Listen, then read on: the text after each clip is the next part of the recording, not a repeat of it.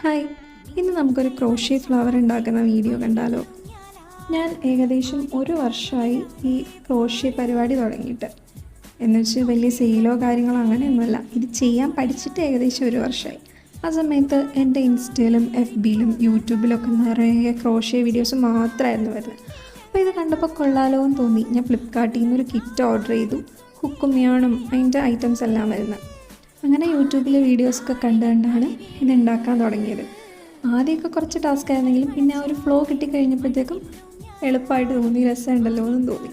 അങ്ങനെ കുറച്ച് അലക്കുലത്തെ സാധനങ്ങളൊക്കെ ഉണ്ടാക്കി. ഞാൻ ആദ്യമേ വിചാരിച്ചായിരുന്നു ഇതിൻ്റെ വീഡിയോസൊക്കെ എടുക്കണം, പോസ്റ്റ് ചെയ്യണം എന്നൊക്കെ. പക്ഷേ തീരെ മടിയില്ലാത്തൊരു സ്വഭാവമായതുകൊണ്ട് ഇതുവരെ അതൊന്നും ഉണ്ടായില്ല. എനിക്ക് ഉണ്ടാക്കണം തോന്നുമ്പോൾ പെട്ടെന്ന് കയറി അങ്ങ് ഉണ്ടാക്കും. അതിൻ്റെ ഇടയ്ക്ക് വീഡിയോ എടുക്കാൻ പോകാനും എന്താ പറയുക, അതിനുള്ളൊരു ക്ഷമ എനിക്കില്ല. അപ്പം ഇന്ന് ഈ ഒരു പൂ ഉണ്ടാക്കിയപ്പം എനിക്ക് തോന്നി ചുമ്മാ ഒരു വീഡിയോ എടുത്ത് പോസ്റ്റ് ചെയ്താലെന്ന്. അങ്ങനെയാണ് ഇതിൻ്റെ വീഡിയോ വന്നത്.